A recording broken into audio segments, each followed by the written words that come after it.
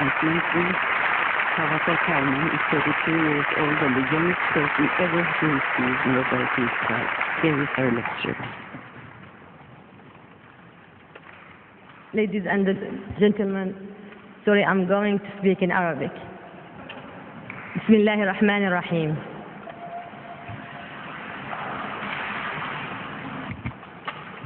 In the name of God, the merciful, the compassionate. Are you ready?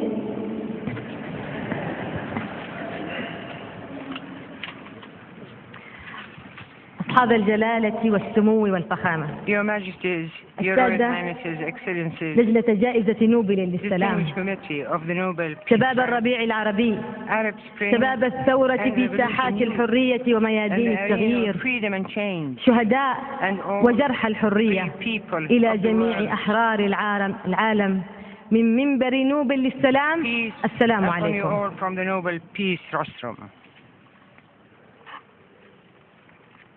بكل غبطة وسرور With joy and pleasure, أعبر عن العرفان I would بالجميل like to express my gratitude بتشريفي وزميلتي for the honor المناضلتين I من was أجل given السلام، together with my peace فخامة الرئيسة colleagues, إيلين Her جونسون Excellency the سيرلي President Ellen Johnson, وأختي الغالية السيدة لي ماكبوي Mrs. بهذه Lima الجائزة Gaboui, العالمية for this international التي award, تحمل معنى carries أخلاقيا great moral وإنسانيا and عظيما. human meaning. فشكرا لكم على Thank هذه you for this الجائزة. award. شكرا لكم على هذه الجائزة For this award, التي أعتبرها which I تشريفا consider as an شخصيا honor to لي me personally, ولبلد to اليمن my country, وللمرأة العربية to Arab ولنساء to العالم all women of ولكل الشعوب and to all المتطلعة people aspiring للحرية to freedom والكرامة. and dignity.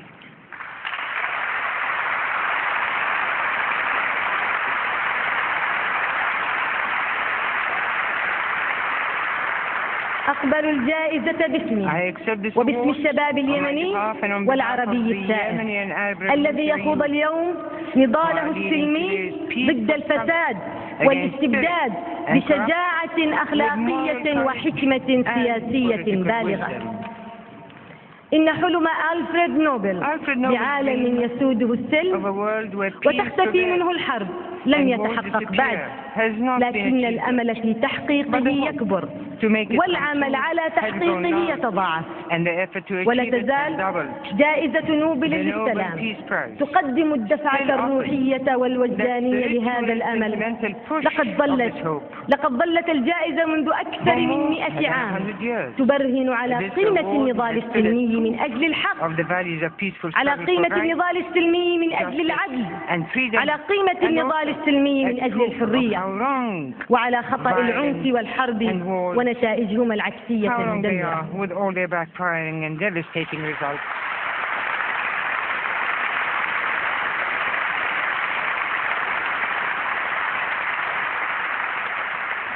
لقد آمنت دائما بأن مقاومة القمع والعنف ممكنة دون الركون إلى قمع وعنف مشابهين، كما آمنت دائما بأن الحضارة الإنسانية هي ثمرة جهد النساء والرجال معا.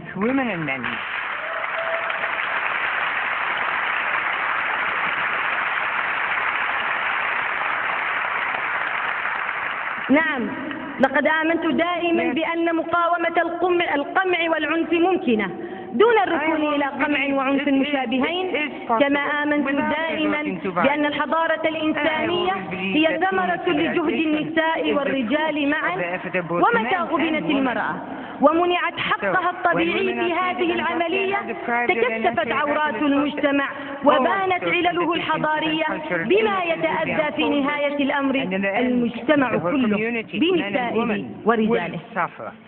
إن حل قضايا المرأة لا يمكن أن يتحقق إلا في مجتمع حر ديمقراطي تتحرر فيه طاقة الإنسان، طاقة النساء والرجال معا.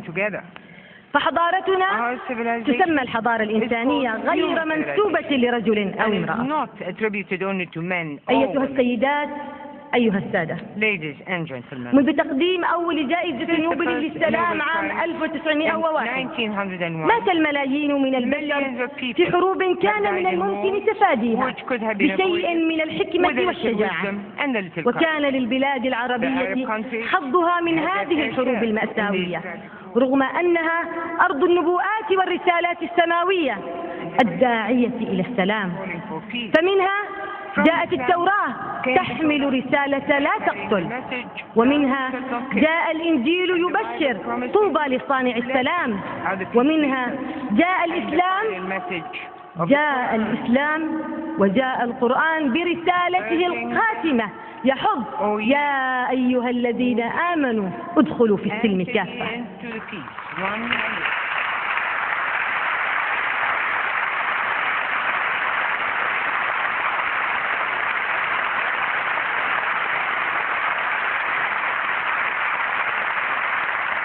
ويحذر أن من قتل نفسا فكأنما قتل الناس جميعا. ومع ذلك فإن تاريخ الإنسانية ورغم منجزه العلمي الكبير ظل تاريخا ملطخا بالدماء،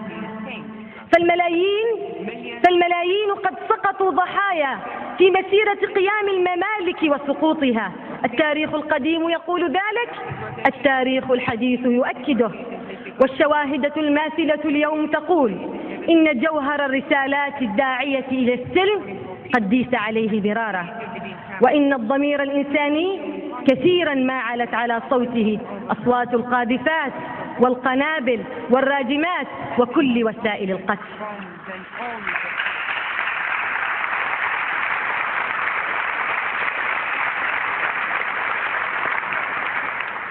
أيتها السيدات، أيها السادة، إن شعور الإنسانية بالمسؤولية في صنع الحياة الكريمة وجعلها جديرة بالعيش بما يحقق كرامتها كان دائما أقوى من كل إرادة في قتل الحياة.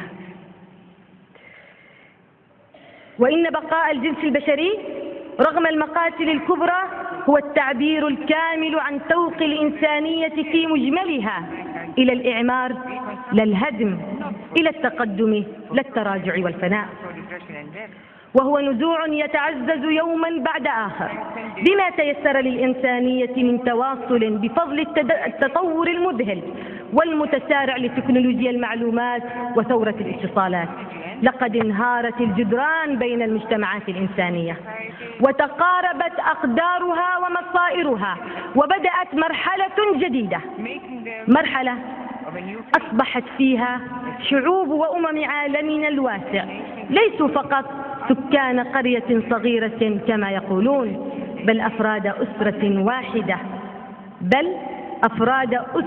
واحدة رغم اختلاف الأجناس والأعراق وتباين الثقافات واللغات، أسرة يتفاعل أفرادها جميعا في كل أركان كرتنا الأرضية، يتشاركون التطلعات والمخاوف، وستبقى الإنسانية رغم كل عثراتها ماضية باتجاه ما ينفع الناس ويدفع الثقافات والخصوصيات الحضارية والهويات المتعددة والمتباينة لتمضي على طريق التقارب والتمازج والتلاقح الإيجابي أخذا وعطاء، وشيئا فشيئا يحل التفاهم محل النزاع، والتعاون محل الصراع، والسلام محل الحرب، والتكامل محل الانقسام.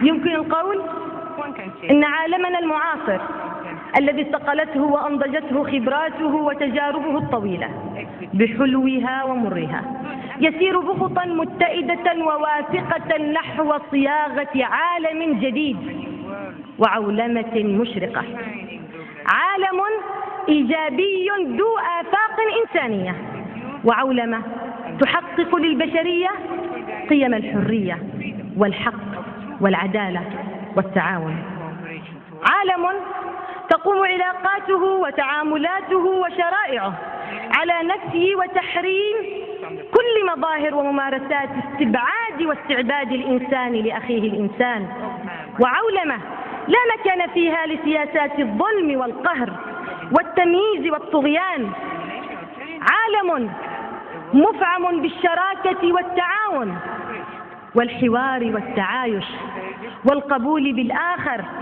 وعولمة تزول في ظلها وتنتهي إلى الأبد كل حالات اللجوء والاحتكام إلى شرعية القوة وجبروتها في إخضاع الجماعات والشعوب والأمم واستلاب حرياتهم وكرامتهم الإنسانية.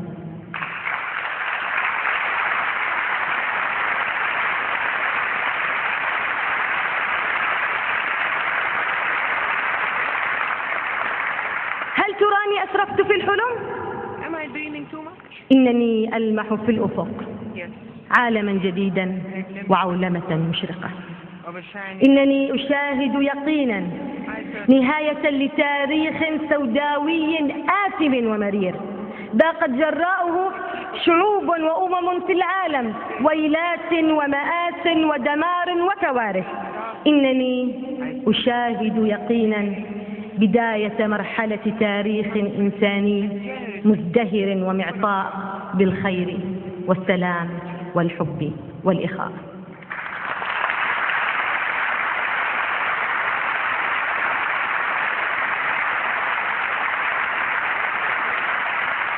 أيتها السيدات، أيها السادة، Ladies and gentlemen, إن السلام داخل الدول لا يقل أهمية عن السلام بين الدول.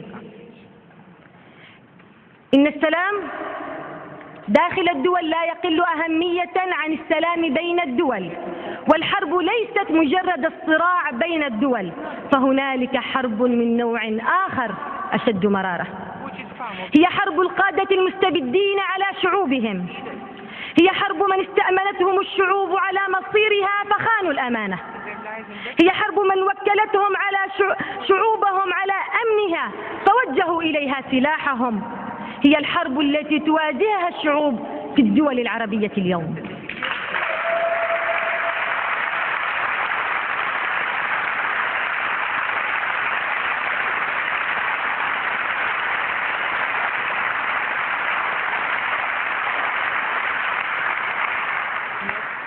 ففي الوقت الذي أتحدث فيه إليكم الآن ينطلق الشباب العربي من النساء والرجال في مسيرات سلمية يطالب حكامه بالحرية والعدالة، يمضون في مسيرهم النبيل هذا ما في أيديهم سلاح إلا إيمانهم بحقهم في الحرية والكرامة، في مشهد درامي يجسد أجمل ما في الروح الإنسانية من معاني التضحية والتعلق بالحياة والحرية، في مواجهة أقبح ما في النفس البشرية من غرائز الأنانية والظلم وحب الاستئثار بالسلطة والثروة.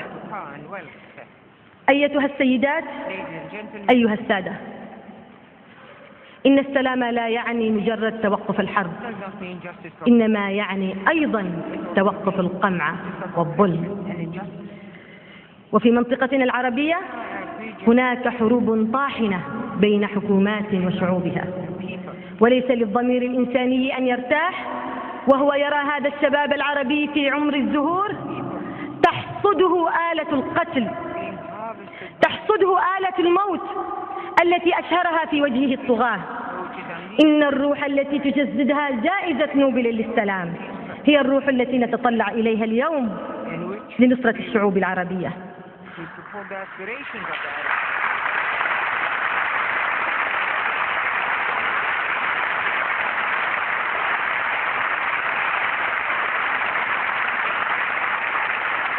إن الروح التي تجسدها جائزة نوبل للسلام هي الروح التي نتطلع إليها اليوم لنصرة الشعوب العربية الطامحة إلى الديمقراطية، الطامحة إلى العدل، الطامحة إلى الحرية.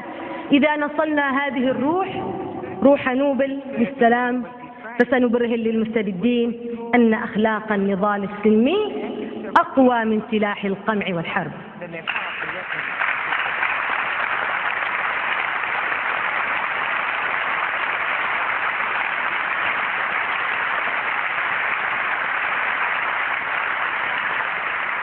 أيتها السيدات، أيها السادة،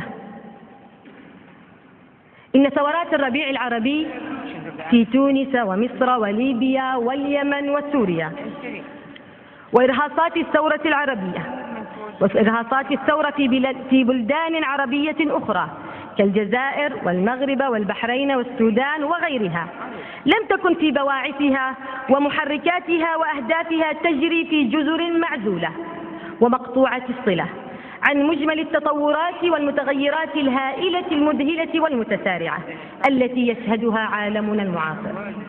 لقد استيقظت الشعوب العربية على بؤس حظها من الحرية والديمقراطية ومن الكرامة فثارت. نعم، لقد استيقظت الشعوب العربية على بؤس حظها من الحرية ومن الديمقراطية ومن الكرامة فثارت، وهي تجارب تشبه إلى حد ما الربيع الذي اجتاح أوروبا الشرقية مع أفول الاتحاد السوفيتي، ومثلما تعثرت ولادة الديمقراطيات في أوروبا الشرقية وخرجت إلى الوجود بعد صراع مرير مع الأنظمة القائمة، يشهد عالمنا العربي اليوم ولادة عالم جديد يقف الطغاة والحكام الظلمة في وجهه، لكنه خارج إلى الحياة لا محالة.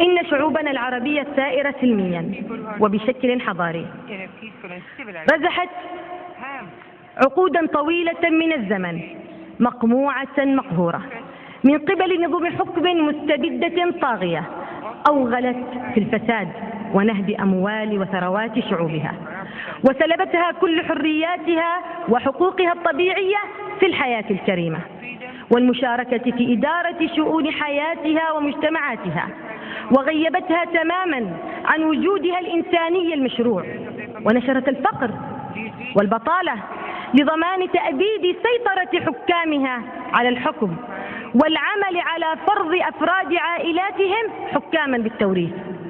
أقول إن شعوبنا المظلومة هذه تثور اليوم معلنة انبلاج فجر جديد السيادة فيه للشعوب وإرادتها التي لن تقهر أبدا، وقد عقدت عزمها على الانعتاق والسير في ركب الشعوب الحرة المتمدنة في العالم من حولها.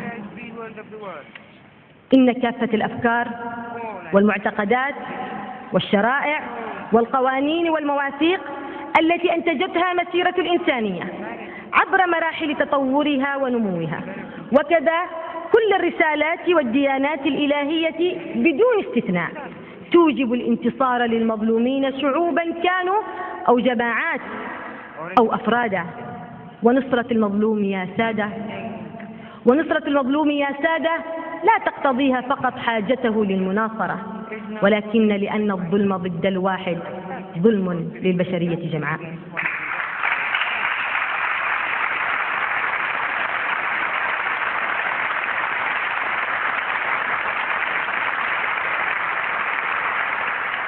أيتها السيدات، أيها السادة، إنما دعاه مارتن لوثر كينغ فن العيش الانسجام هو أهم فن نحتاج إتقانه اليوم لكي تسهم الدول العربية في هذا الفن الإنساني، فإن المصالحة مع شعوبها أضحت أمرا لازما، لأنها ليست مجرد مصلحة داخلية بل مصلحة دولية مطلوبة لكن لكل المجتمع الإنساني. فالدكتاتور الذي يقتل شعبه لا يمثل حالة انتهاك لذلك الشعب وسلمه الأهلي وحسب، بل هو حالة انتهاك لقيم الإنسانية ومواثيقها وتعهداتها الدولية. إنها تشكل تهديدا حقيقيا للسلم العالمي. لقد عانت شعوب كثيرة ومنها الشعوب العربية رغم أنها لم تكن في حالة حرب، كما لم تكن في سلام أيضا، لأن السلام الذي كانت تعيشه هو سلام المقابر الزائف، هو سلام الخضوع للاستبداد والفساد الذي يستنزف الشعوب ويقتل الأمل في المستقبل.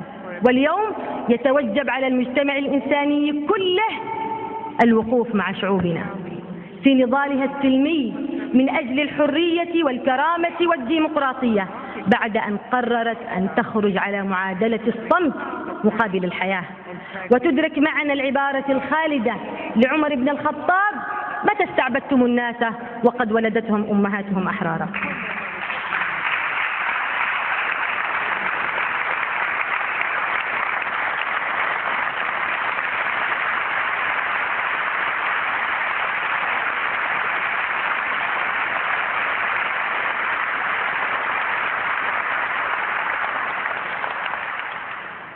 إخوتي وأخواتي، My dear sisters and my dear brothers, حينما بلغني خبر حصولي على جائزة نوبل للسلام that I got the Nobel. كنت في خيمتي I was in my tent في ساحة التغيير في صنعاء، here where واحدة من الملايين من شباب الثورة لا نأمن فيها على أنفسنا من قمع وبسط نظام علي عبد الله صالح.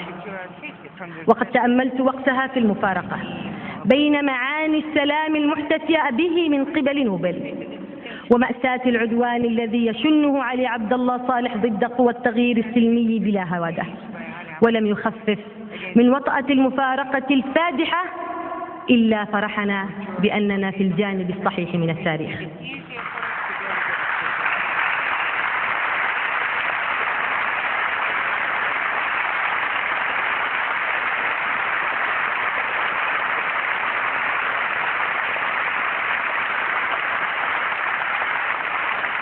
كان الملايين من اليمنيين نساء ورجالا، أطفالا وشبابا وشيوخا قد خرجوا في 18 محافظة يطالبون بحقهم في الحرية والعدل والكرامة، يستخدمون اللاعنف وسيلة ناجعة لتحقيق مطالبهم.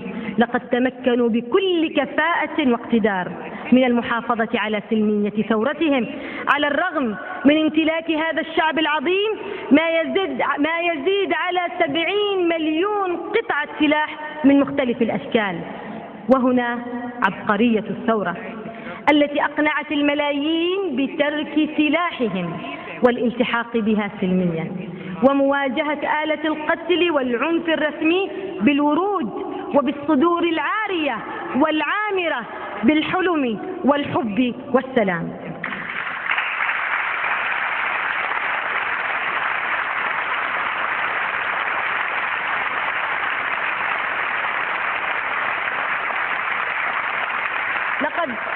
لقد فرحنا كثيرا لأننا أيقنا وقتها بأن جائزة نوبل لم تأتي لتوكل عبد السلام كرمان فحسب، بل إنها تعد إعلانا واعترافا من العالم كله بانتصار الثورة السلمية اليمنية وتقديرا منه لتضحيات شعبها المسالم العظيم.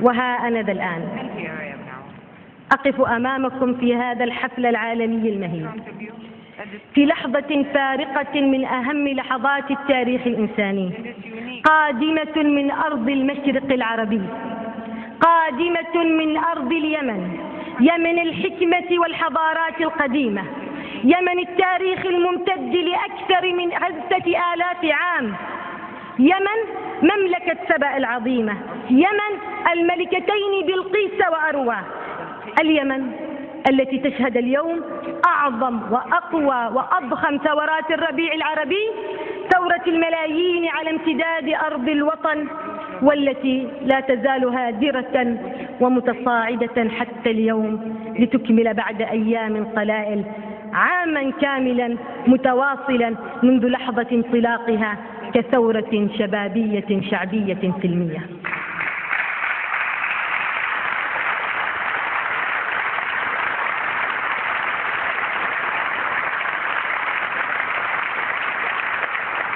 ثورة شبابية شعبية سلمية لها مطلب واحد، ألا وهو التغيير السلمي والسعي إلى حياة حرة وكريمة في ظل دولة مدنية ديمقراطية عادلة نقيمها على أنقاض سلطة حكم أسري عسكري بوليسي قمعي فاسد ومتخلف أوصلت اليمن خلال 33 عاما متواصلة إلى حافة الفشل والانهيار.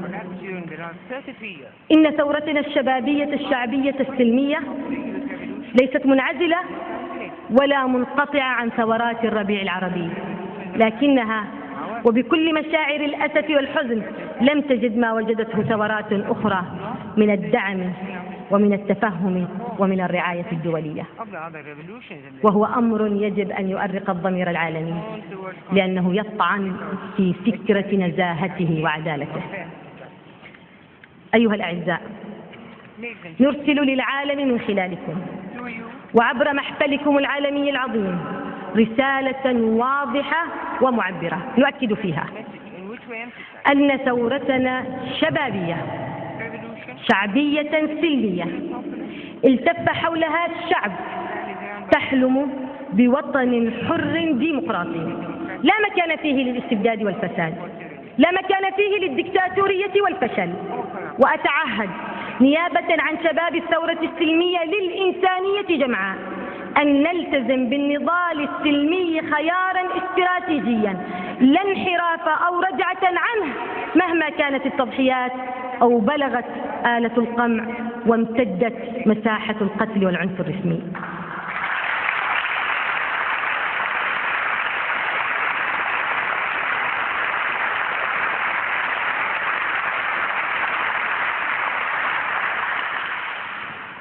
إن ثورتنا شبابية شعبية سلمية تحركها قضية عادلة ومطالب وأهداف مشروعة تنسجم تماما وتتطابق مع كافة الشرائع السماوية وعهود ومواثيق حقوق الإنسان الدولية، وهي عازمة ومصممة على صناعة التغيير الشامل للأوضاع الفاسدة وضمان العيش في ظل حياة حرة كريمة ولائقة مهما كلفها ذلك من تضحيات جسيمة ومعاناة مريرة، حتى إقامة الدولة المدنية الديمقراطية، دولة سيادة القانون والمواطنة المتساوية والتداول السلمي للسلطة.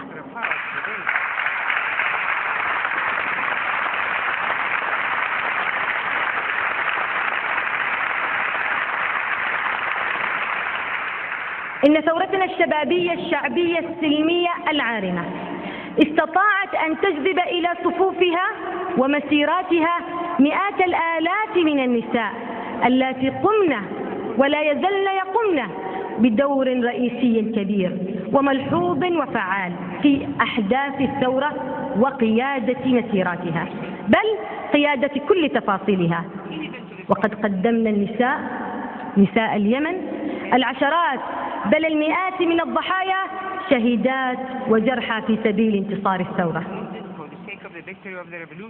بفعل ثورتنا الشبابية الشعبية السلمية طغى صوت الشباب ومسيراتهم الهادرة وتلاشى صوت الإرهاب والأحزمة الناسفة التي لطالما وظفها حكم علي صالح مسوغا لوجوده. إنها ثقافة السلم تتسع وتنتشر وتجد لها مكانا في كل حي وشارع يجوبه الشباب المطالبون بالتغيير السلمي وبالديمقراطية. إن ثورتنا الشبابية الشعبية السلمية برهنت على أن قيم وأهداف الحرية والديمقراطية وحقوق الإنسان وحرية التعبير وحرية الصحافة والسلام والتعايش الإنساني ومكافحة الفساد ومكافحة الجريمة المنظمة والحرب على الإرهاب ومقاومة العنف والتطرف والدكتاتوريات، كلها قيم ومثل ومطالب وأهداف وغايات إنسانية عامة تهم البشرية والمجتمع الدولي كله. إنها قيم غير قابلة للتجزئة أو الانتقائية أو الإلغاء تحت دعاوي خصوصيات الهوية ومقتضيات السيادة بأي حال من الأحوال. سيداتي وسادتي الأجلاء، أؤكد على أن ثورات الربيع العربي جاءت تلبية لاحتياجات شعوب المنطقة لدولة المواطنة وسيادة القانون وتعبيرا عن ضيقهم بدولة الفساد والمحسوبية والرشاوي، فقد أشعلها الشباب السواقون للحرية والكرامة وهم يعلمون أن ثورتهم تمر عبر 4 مراحل لا سبيل لانتقاصها أو الالتفاف عليها: إسقاط الدكتاتور وأفراد عائلته، إسقاط مسؤولي أجهزته الأمنية والعسكرية وشبكات محسوبياته، إقامة مؤسسات الدولة الانتقالية، الانتقال إلى الشرعية الدستورية، وإقامة الدولة المدنية الديمقراطية الحديثة.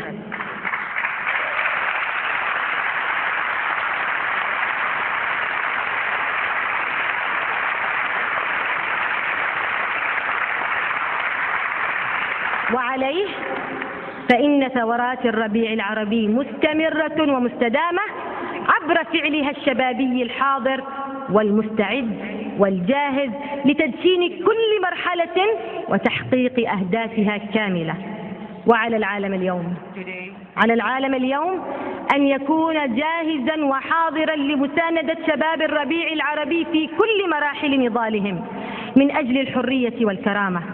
وعلى العالم المتمدن أن يشرع فورا اندلاع الثورات الشبابية إلى حجز وإيقاف أرصدة رموز النظام وأركانه ومسؤولي أجهزته الأمنية والعسكرية، ولا يكفي ذلك بل تجب ملاحقتهم قضائيا، وأن تكون المحكمة الجنائية الدولية لهم بالمرصاد، فلا حصانة للقتلة سارقي قوت الشعوب.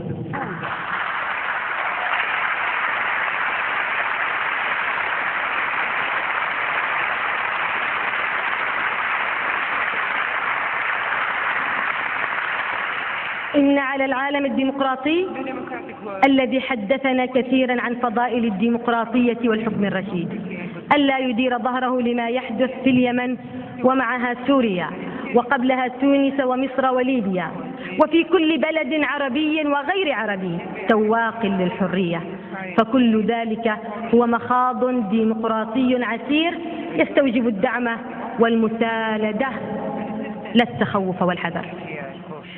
اسمحوا لي أيتها السيدات أيها السادة أن أشارككم إيماني بأن السلام سيظل أمل البشرية إلى الأبد، وأن أملنا في مصير أفضل للإنسانية سيبقى يشدنا إلى نبيل الأقوال والأفعال، وسندفع معا الآفاق أفقا وراء أفق، سندفع معا الآفاق أفقا وراء أفق نحو عالم يتحقق فيه كمال الإنسان. وختاما أتأمل في وقفتي هذه أمامكم، وهي لحظة يطمح إليها كل رجل وكل امرأة لما فيها من اعتراف وتكريم.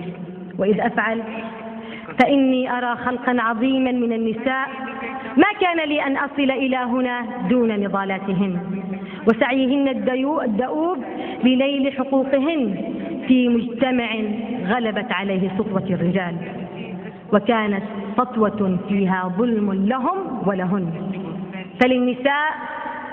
فللنساء اللواتي غيبهن التاريخ وغيبتهن قسوة النظم، وللواتي ضحين من أجل مجتمع معافى تصح فيه علاقة الرجل بالمرأة، علاقة الرجال بالنساء، وللواتي لا يزلن يتعثرن في طريق الحرية في أوطان لم تتحقق فيها العدالة الاجتماعية ولم تتساوى فيها الفرص.